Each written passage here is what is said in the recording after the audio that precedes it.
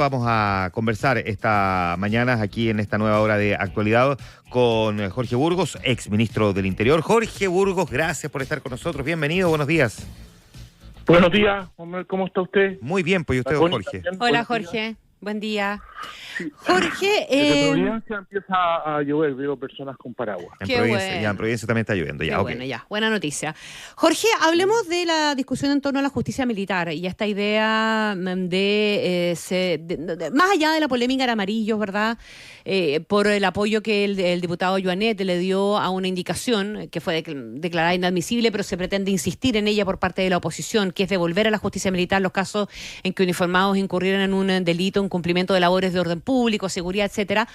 Usted fue parte de gobiernos anteriores y como bien destacaba Mariana Elwin ayer, ¿verdad? Este fue un tema, una discusión que se abrió desde el gobierno de Patricio Elwin, donde usted y Soledad Alvear tuvieron un rol activo para hacerle efectivamente grandes cambios a la justicia militar, una discusión que se dio y que duró bastante tiempo, por ahí por el 2010 probablemente y 2016, para tratar de sacar la acción de los tribunales militares en caso en que hubiera civiles involucrados, pensando fundamentalmente en situaciones de derechos humanos que tenían que pasar a la justicia ordinaria.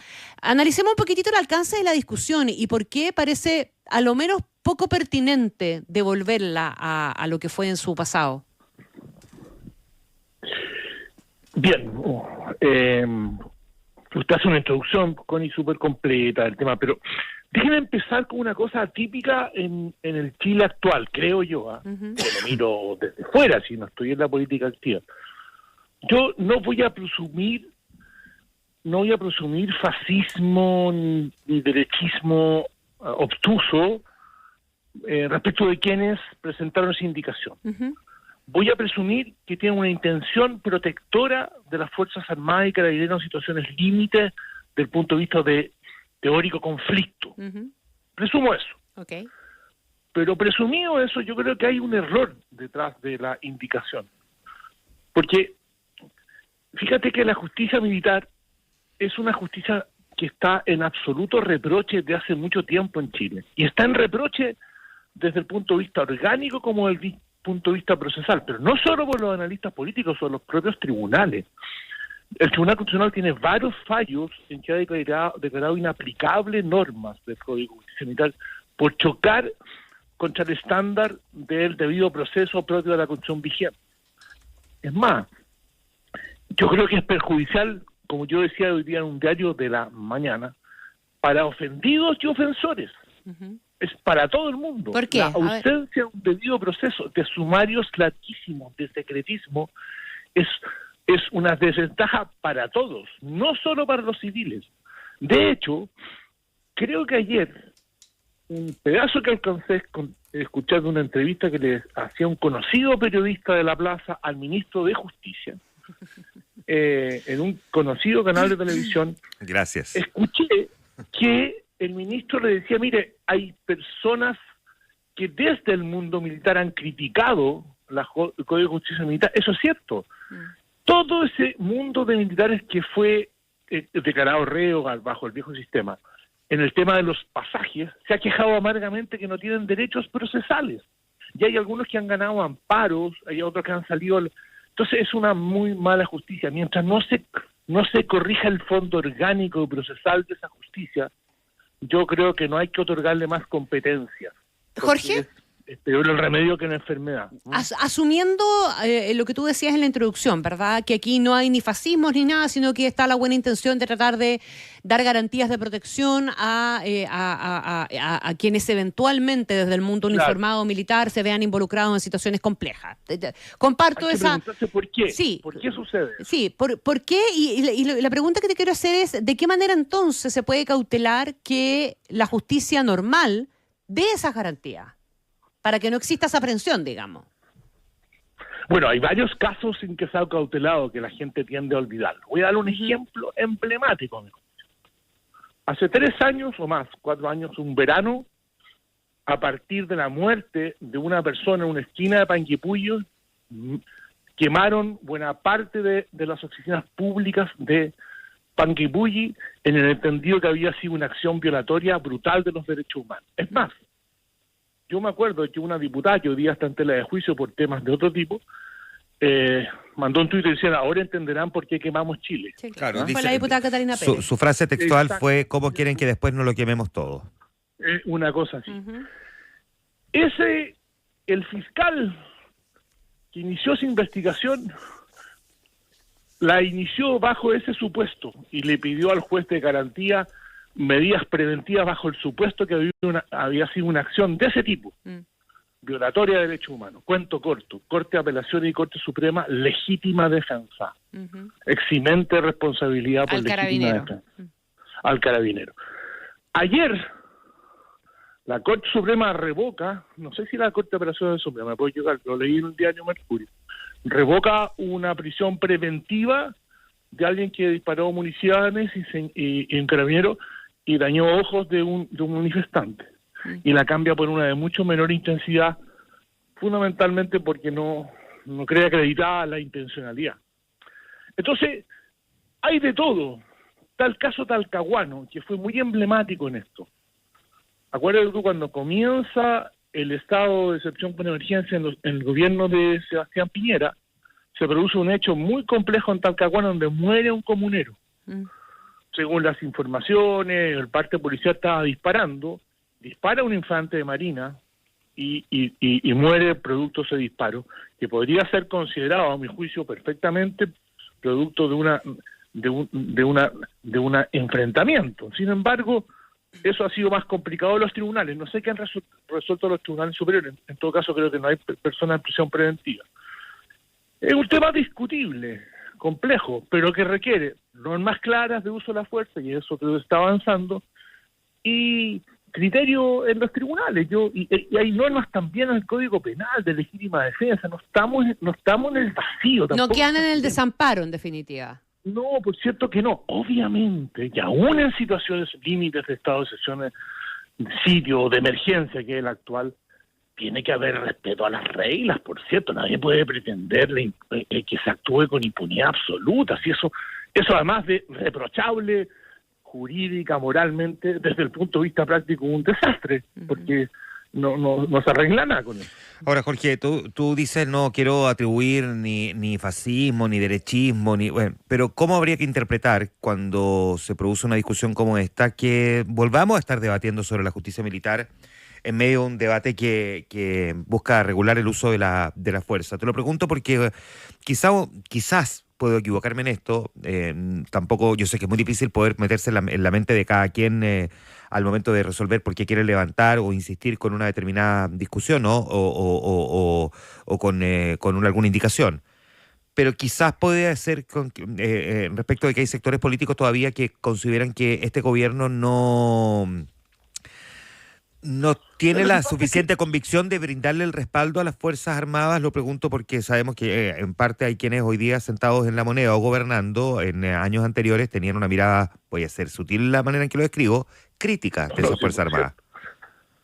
No, yo creo que eso está en el aire eso de que cuán convencidos están de que hay que enfrentar a las formas de terrorismo y cuál es verdad, la posición actual o la posición de no hace tanto, ¿no es cierto?, que esto era un problema de carácter político, Claro, por ausencia de reconocimiento, que esto se arreglaba desde el punto de vista constitucional, que era un problema con los Gualmapu, que había de desmilitarizar la zona. Sí, yo creo que eso duró nada, porque gobernar es mucho más difícil que el recreo declarativo. Entonces alguien me puede decir, no, es que no están convencidos. Bueno, mira, pero no sé si tanto por convicción o por praxis, pero lo están haciendo. Ya, y tú. Y resulta que el líder de la CAM, Juan Manuel, y hoy día van a notificar la sentencia. Sí. ¿Ustedes han sabido de gigantescas huelgas de hambre o filas gigantescas de personas ir a solidarizar con el preso político? Eso no está. Hubiera pasado esto en un gobierno de centro-derecha, derecha de centro, probablemente las cosas que yo digo que no están habrían estado. Jorge, después Hay un cambio. ¿Cuánto va a durar? Yo espero por Chile que en una materia tan delicada como esta, que va a estar pendiente por mucho, a ustedes a lo mejor les va a tocar en 20 años más un principio soluciona. Yo no lo voy a alcanzar a conocer probablemente. Yo espero que la posición que se ha tenido a partir de la dura experiencia de gobernar no cambie si te toca ser de oposición. Esa es una prueba de fuego. Sí, si te toca volver a ser de oposición, claro. Déjame preguntarte, Jorge, más allá de la discusión sobre la justicia militar, el otro debate está en torno a tener un Ministerio de Seguridad, que sin embargo ayer quedó en evidencia, hay sectores políticos también de oposición que consideran que si vamos a tener un Ministerio de Seguridad, quizás lo que habría que evaluar es fusionar algún ministerio, Interior con SECPRES, por ejemplo, porque si no es dilapidar recursos en estamentos públicos. ¿Cómo has visto tú la discusión respecto al Ministerio de Seguridad, que no es una discusión nueva, lleva mucho tiempo en Chile? No es nueva, pero se ha adelantado en este último tiempo. Producto de las urgencias en seguridad, este gobierno al final de los finales va a poder mostrar que una serie de cosas antiguas las logró sacar. Eso va a ser un punto, va a ser un punto. Me estoy refiriendo a antiterrorismo, RUF y esto. Ahora, respecto del tema que tú me señalas, yo estoy de acuerdo con ese planteamiento y lo he sostenido cuando era político activo, cuando se discutió se creó el Ministerio de Interior y Seguridad Pública, en la Comisión Mixta lo discutimos, fue pésimo. Que yo creía que al haber un Ministerio de Seguridad con giro exclusivo, el Ministerio del Interior como lo conocíamos perdía buena parte de su competencia y había que convertirlo en el Ministerio de la Jefatura Política. Claro. En un régimen presidencial fue una jefatura política del gabinete, real. Y para eso yo creía que fundamentalmente tenía que tener ese carácter, pero además las relaciones con el Congreso. Y de esa perspectiva no tenía mucho sentido seguir con la Secretaría General de la Presidencia.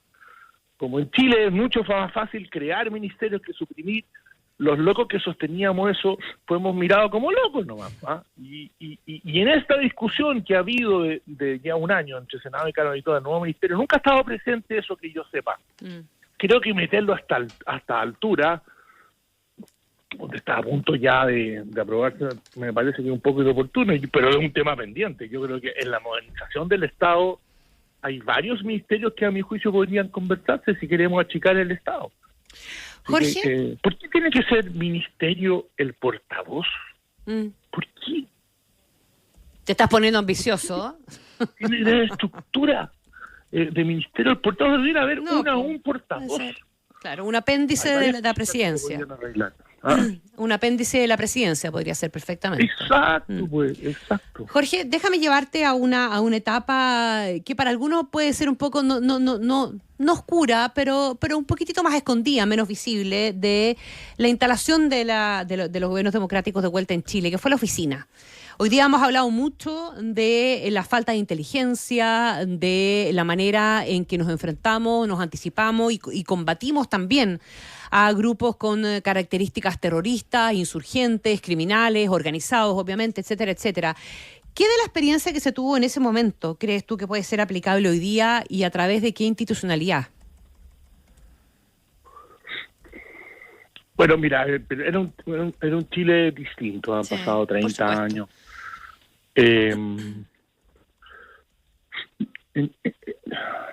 Yo no sé, yo creo que luchar como se hizo con la arma de Estado de Derecho contra grupos terroristas que habían tenido una actuación muy presente durante la dictadura y que, al contrario de lo que creíamos mucho, cuando llega la democracia no renuncian a esas acciones y siguen actuando a los pocos días. De hecho, secuestran al hijo del dueño de un diario y matan a un senador, por simplemente nombrar dos. Claro, pero eso fue el año. Sí, antes del año habían intentado a las 2 semanas intentaron matar a Lee. Cierto. Estuvo a punto, y mataron a un carabinero de oscuro pasado, pero lo mataron por su cuenta. A un doctor y a su señora en Rancagua. Bueno, algunas cosas no me acuerdo, pero no hubo tregua. Entonces, cuando no hubo tregua, el gobierno Patricio Elwin dice, bueno, algo hay que hacer acá, porque la función del gobierno requiere orden público, requiere que exista la seguridad. Y bueno, con las policías que teníamos y con la creación de este Consejo de Seguridad, denominado por todo el mundo oficina, producto de una cosa periodística, está bien, ya se instaló ese nombre. sobre la base, ¿no es cierto?, del trabajo de las policías y de recibir información de personas que se descolgaron de la estructura, se fue desarmando el punto de vista jurídico y el punto de vista político de esos grupos y entregándolo a los tribunales, que fueron condenados fundamentalmente con la ley antiterrorista que hoy día ha caído en desueto o en desuso. Claro. Eso, yo creo que inteligencia, si uno tuviera que, inteligencia en el sentido de información previa, hacer capacidad de captar información, eso es un instrumento básico en la lucha contra grupos terroristas y crimen organizado y lo seguirá haciendo, a mi juicio. Pero mi pregunta es un poquitito de esa lógica, ¿qué se puede aplicar hoy día? ¿Y por qué tú crees que dejamos de hacer esa pega en el tiempo? Porque la dejamos de hacer, claramente. Nos encontramos de sopetón con una realidad, parece. Sí, yo creo que hubo inteligencia para intentar desarmar los grupos que están por la violencia en la que se denomina macro zona sur, existió harto tiempo, Yo creo que ahí hubo un hecho muy lamentable, que fue también los organismos de inteligencia cometen grandes desatinos en democracia, porque en dictadura suelen cometer más que desatinos delitos. Y fue ese intento de engañar, según lo que yo entiendo, a fiscales y jueces con datos de inteligencia falsos. En el caso Catrillanca. En el caso Catrillanca, sí. Exactamente. Claro. No, antes. En el sentido de que trataron de inventar WhatsApp, fundamentalmente contra la CAM. Y eso fue una operación donde hay personas que todavía están en el proceso y fue un golpe muy fuerte para la inteligencia de Carabineros, que tenía una buena inteligencia. Yo no sé cuánto se ha recuperado, yo espero que se haya recuperado. Me da la impresión de que sí, que en las últimas detenciones de la CAM ha habido alguna inteligencia al servicio de los fiscales. Yo creo que por ahí va la cosa, de que hay que trabajar fundamentalmente en la lucha contra estos grupos, que son luchas largas, permanentes. Y hay un tema súper central, es que tiene que haber un acuerdo político, ambiental, de que está persiguiendo a personas que atentan contra el establecimiento de la democracia y la libertad de las personas. Eso es básico, porque si desde la política, pues siempre habrá un extremo mínimo, pero de la política en general surgen voces contemplativas de ese accionar o que creen que hay causas remotas que justifican, estamos jodidos, así no vamos a poder ganar. Después de lo que hemos visto en estas últimas semanas, Jorge, y déjame preguntarte desde el punto de vista del criterio político, el general director estaba contra las cuerdas, ¿no? Porque se esperaba que presentara su renuncia antes de su formalización el 7 de mayo, cosa que finalmente no ocurre porque se cambia la fecha de formalización, pero antes de que se anunciara el cambio de fecha de formalización y el mismo día en que se produjo el cruel asesinato de estos carabineros, el gobierno, en la voz del presidente y la ministra del Interior salieron a respaldarlo, diciendo que no era el momento para hacer un cambio en la institución. Se cayó, por lo tanto, completamente para muchos el criterio Toá. ¿Se cayó para ti el criterio Toá y qué opinión tienes del criterio Toá? Nosotros conversamos de esto el otro día en televisión, pero ¿qué opinión tienes tú del criterio Toá? Yo creo que fue un mal criterio el de la ministra Carolina Toá. Yo he sido, no solo por cierta amistad que tengo y por respeto, sino que he sido un defensor de las cosas que ha venido haciendo la ministra Toá, porque creo que ha sido un viento fresco para el gobierno en estas materias. Y hay que reconocerlo, en fin. Pero en esto, a mi juicio, la ministra Toá se equivocó. Yo entiendo que a nombre del presidente de la República, obviamente, estableciendo públicamente un criterio general de indicar que el hecho de que una persona sea formalizada termina su carrera. Incluso es bastante ilógico esperar la fecha, porque si ya estaba notificado tenía que irse. ¿Por qué el 7 de mayo? Porque no se tenía que ir el 3 de mayo, si la fecha era de vencimiento. Ese, a mi juicio, fue un descriterio porque le dio una connotación a la formalización que jamás ha tenido. Le entregó un poder a los fiscales que yo me iría con cuidado. Y estableció que una decisión de carácter administrativo importante en un proceso, pero administrativo, no de un juez, produce efectos permanentes respecto a una persona. Por donde lo mire no tenía sentido. Yo no sé cómo una cosa tan sin sentido fue puesta al tapete como un criterio, como una doctrina por personas muy inteligentes, como Cordero y la ministra Toa. No lo entiendo, no lo puedo entender. Bueno, se cayó a la primera.